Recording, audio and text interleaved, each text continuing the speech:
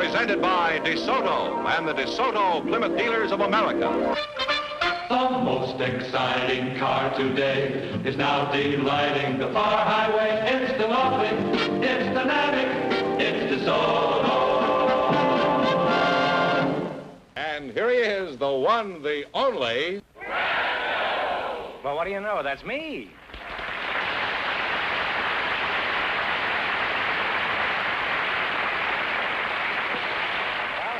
Again with $2,500 for one of our couples. And if any of them say the secret word, the secret word, boys, will fly down and pay him $100. The word tonight is door. George Fenneman, who's supposed to try for the $2,500? Well, just before we went on the air, we asked if there were any young single people present tonight. And our studio audience selected Miss Nina Kramer, Mr. Clarence Allen. And here they are. Folks, come on in here and meet Groucho Marx. Well, welcome for the DeSoto Plymouth Dealers. And you say the secret word, you'll divide $100. It's a common word, something you'll find around the house. You're both single, eh? And would like to get married someday. Miss Nina, is that the way you pronounce it? Nina? Mm-hmm. Oh, I used to know a tenor named Nina. Where are you from, Nina? I'm originally from Chicago. Uh-huh. How original were you in Chicago? 19 years ago. 19 years ago? Then you've been here about 2 years, is that right? No, I've been here about 10 years. Oh, you're not 29, are you? Now you've got me confused. No, I'm 19. You left Chicago 19 years ago and you're 19 years old? No, I was 19 How did you come out, by bassinet? Would you mind repeating that whole thing again? How old are you? I'm 19. 19? Yeah. How long since you left Chicago? Oh, about 10 years. Oh, I see. That would make you 14 years old. You could leave it at that. Okay, leave it. And what's your hometown, sonny boy? Clarence? I'm from Claremont, California. Claremont? Claremont. I thought that was in Oklahoma. Not the one in California. Probably not. And I guess the one in Oklahoma is not the same one that's in California. That's where Will Rogers comes from, you know. Oh, he does? Claremont. See, now you've learned something tonight. That'll cost you $3. What is your age, Clarence? I'm 25. What kind of work do you do, Clarence? I'm a geologist. Don't change the subject. I asked you what kind of work. Well, geologists are really doing a wonderful work these days. Now, what do they do? Oh, we study rocks, hunt for minerals, hunt for oil, hunt for anything valuable in the Earth's surface. You actually look for rocks, is that it? That's right. Just wanted to be sure. In this program, we never take anything for granted, you know.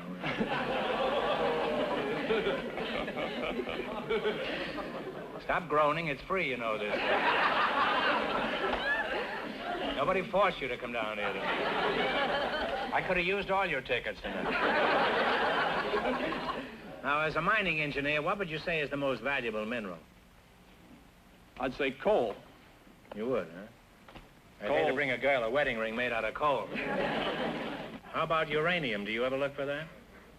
Oh, yes, we look for uranium, although it's scarce enough around here, so normally it's only when we're looking for some other mineral as well.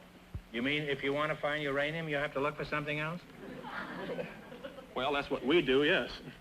That's kind of ridiculous. Why don't you start out looking for uranium? And then maybe you'd find coal. Now, Clarence, you're a nice guy, and I like you, and I want to see you and Nina well provided for in your married life. I'll tell you what you do. You give me $1, and I'll tell you where you can find uranium. Okay? No. I know where I can find uranium myself. Oh, you do, huh? I do, too, in the dictionary, and that's an old gag. What sort of work do you do? I'm a librarian. A librarian? Really? Is that so? I didn't realize librarians came this young. Oh, well, there are lots of young girls in libraries. Aren't you unusual? What's that? There are lots of young girls in libraries. Oh, is that so?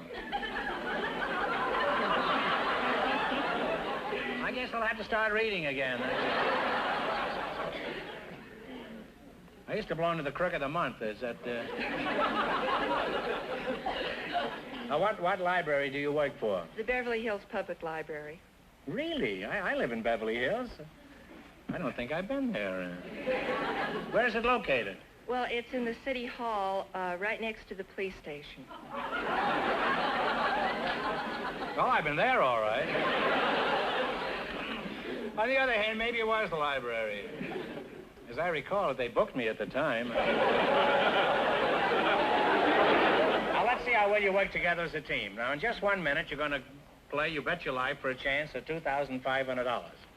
But first, there's something I want you to pay close attention to. It'll prove invaluable in your marriage. You selected animals and nursery rhymes. Here's your first question. How much will you bet? 18. 18. Sounds good. 18. All right. What kind of a pet did old Mother Hubbard have? A dog. A dog is correct. Well, you're on your way. You have $38. Remember, you're going for $2,500 tonight. Now, how much of the 38 are you going to bet on this one? 5. 36. 36. What ran after the farmer's wife? 3 blind mice. 3 blind mice. That's right. I should say you are doing mighty well. You have $74. $74. Here's your third question. How much you going to go for? 70. 73. 73. What did Bo Peep tend? Sheep. Sheep is right. Sheep at half the price. Sheep at half the price. I guess there's nothing there. You have $147. Here's your last chance to beat the other couples. How much you going to bet? 147. How does that All sound? right. How much have they got? 147 is betting the whole thing, huh? Okay, whole thing. Okay. What did Tom the Piper's son swipe? Pig. The pig is right. And you two wind up with a grand total of $294.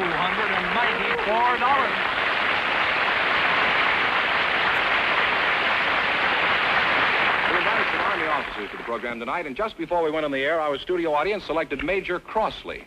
His partner is a housewife from the audience, Mrs. Sylvia Sparks. Folks, come out here and meet Groucho Marx. Well, welcome to You Bet Your Life. Say the secret word and you'll divide $100. It's a common word, something you'll find around the house. Mrs. Sylvia Sparks, you're the housewife, huh? Yes. You look like you could give off many sparks.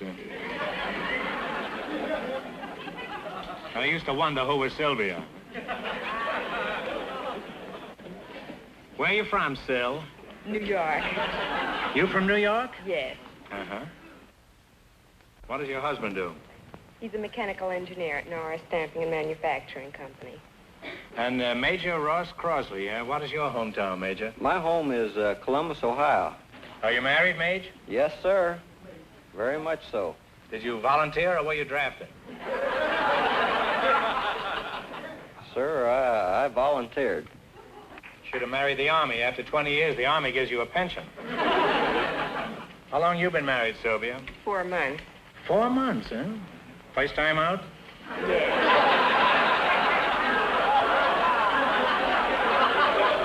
That's what they say at the racetrack. It's good enough for me, huh? You've been married 4 months, huh? Now, how long you been married, Major? I notice you have some decorations on. Was that from the marriage? Or? No, I've been married. Distinguished service at home in the kitchen? No. Groucho, I've been married for 13 years. Now, which branch of the service are you in? I'm in the Quartermaster Corps. Now, what do you do as a quartermaster? Well, we supervise the procurement of perishable foods for the armed forces. Well, like what, for example? Well, what kind like of supplies do you purchase? Meats and dairy products and fresh fruits and vegetables, eggs, butter.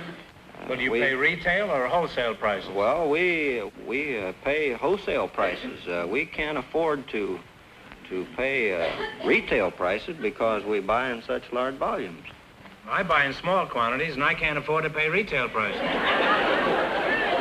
And when you buy in such large quantities, how do you know you're not getting stung? We have everything inspected, Groucho. If we, for example, if we buy meat, why, we have the veterinarian inspect all of it. Well, where do you buy your meat? Santa Anita? No, we buy our meat in the manner, as I just told you, from the packing houses and so forth. Now, suppose you buy a carload of strawberries. Do you turn the train over to see if the bad ones are on the bottom? No, we... How do you know that all the strawberries are going to be good? We have inspectors look at the strawberries. What are they? Are they on the bottom of the car? Well, they don't turn the whole bottom over, but they may pick a crate here and crate there, and sometimes they look on the bottom, too. Well, by the way, as a quartermaster, would you say the Army travels on its stomach? Yes, definitely, yes. The Must Army be quite a travels... sight after a 20-mile hike. All those soldiers soaking their tired stomachs in a bucket of warm water. All right, now, suppose you're buying meat for your own home. What do you look for? You, Mrs. Sparks. The butcher. Well, that is, there's one butcher I usually go to. Oh, you look at the butcher first, huh? I ask him. Mrs. Sparks, Uncle Sam needs you. If there were more women like you in the service, the Army would stop traveling on the stomach. They'd get up on their toes and follow you.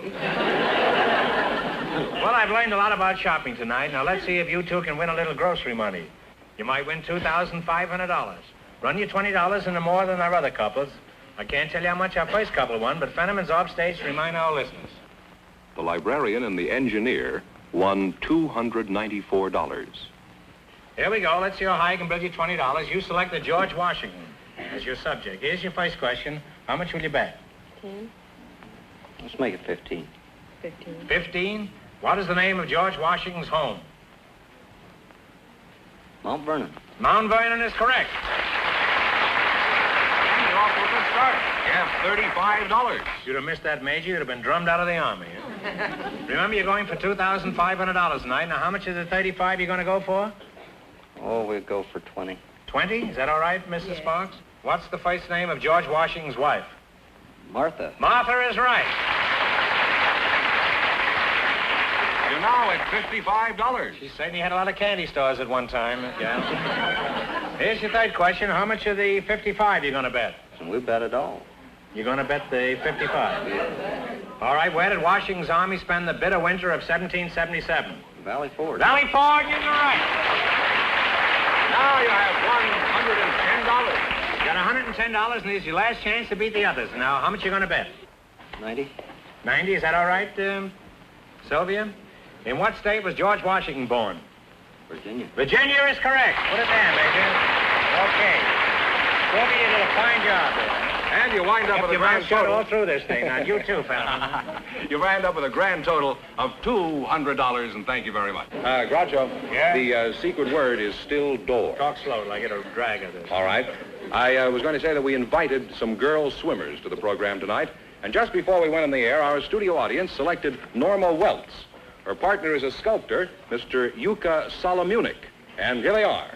Welcome, folks, for the DeSoto Plymouth dealers. Over here, Mr. Say the secret word and divide $100. It's a common word, something you'll find around the house. A girl swimmer and a sculptor, eh? Norma Wells, is that? That's right. Yuka Solomunik? That's right. That's a very famous name. I've often seen it in the menu at the Brown Derby.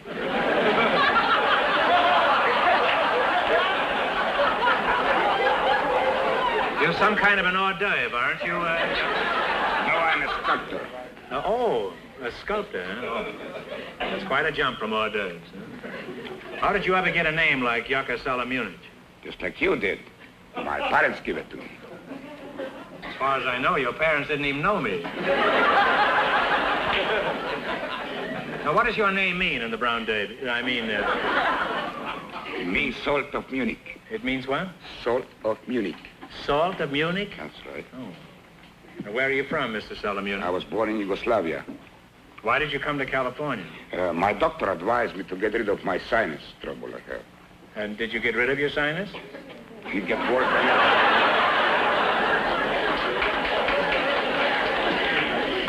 You say you didn't get rid of your sinus? No, it's worse than before. Well, in that case, it's a good thing you came to California. At least you did get rid of your doctor.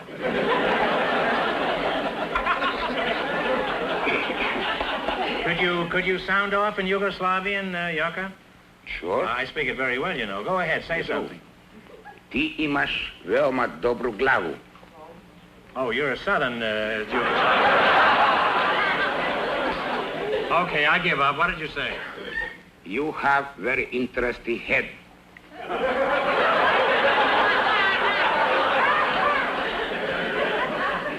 It's really nothing. As a matter of fact, it is nothing. I've seen better heads on a glass of beer.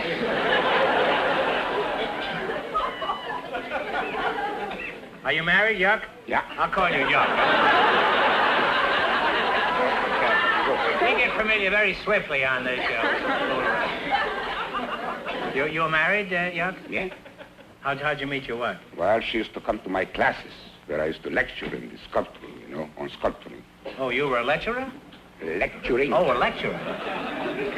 Teaching. Oh, I don't hear very well. I don't either.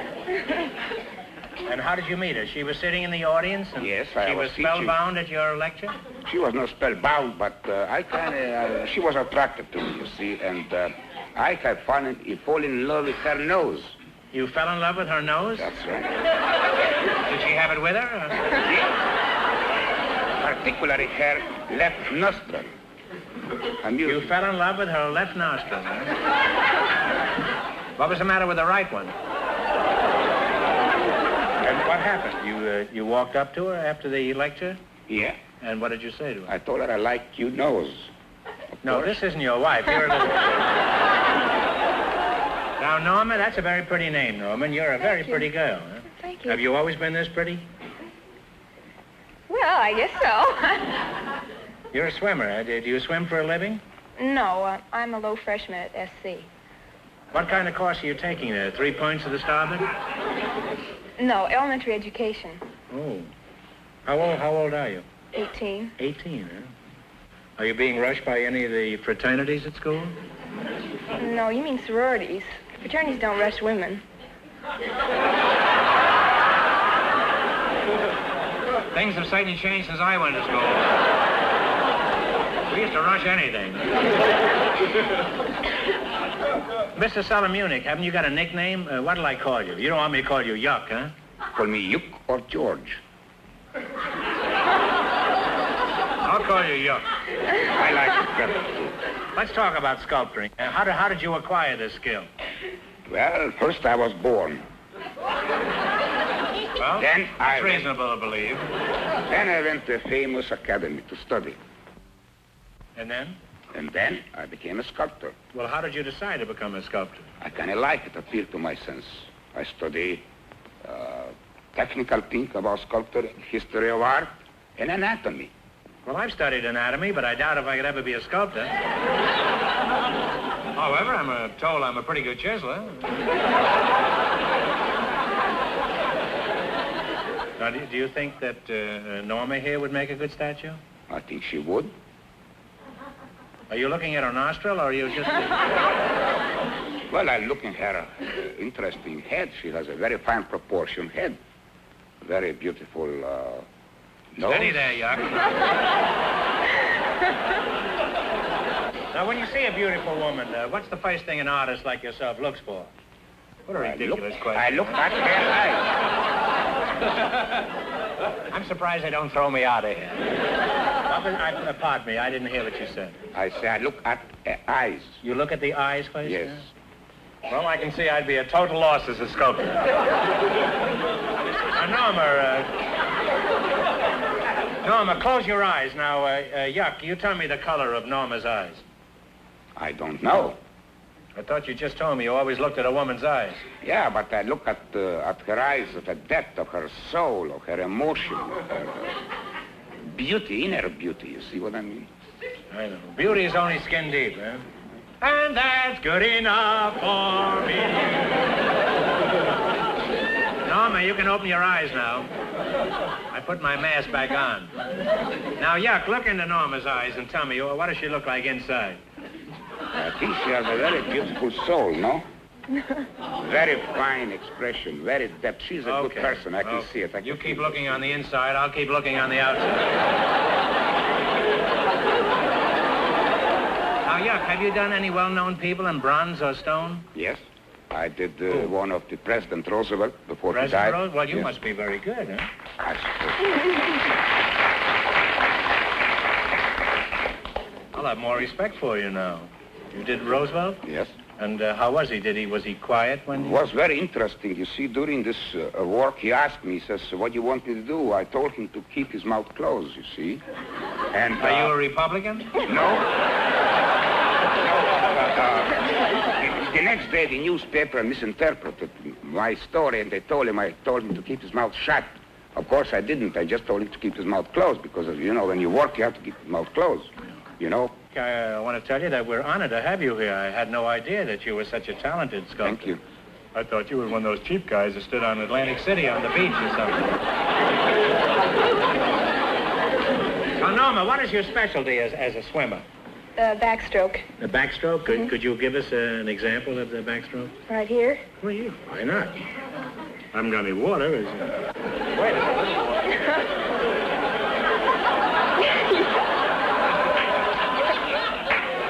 I don't think that's enough. It's not enough, huh? No. Is there any water in the audience? Well, just get us a kind of what they call a dry run. Okay.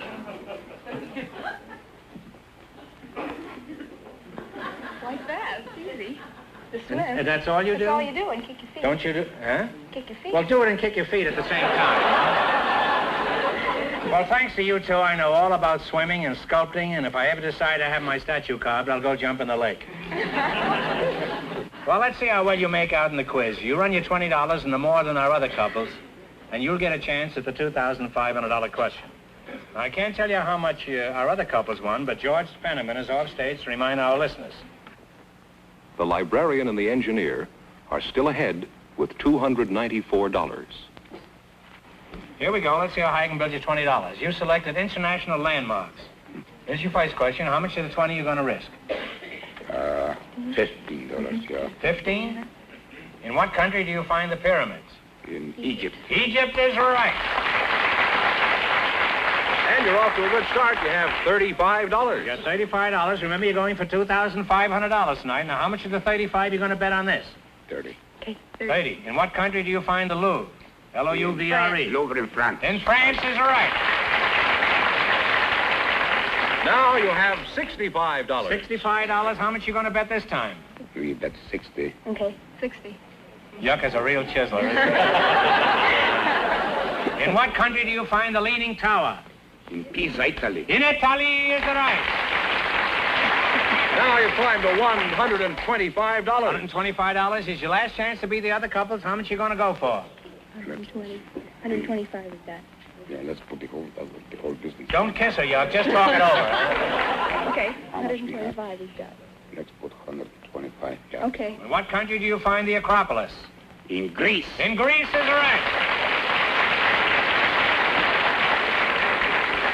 And you wind up with a grand total of $250. And that means the librarian and the geologist with $294 get the chance at the DeSoto Plymouth $2,500 question.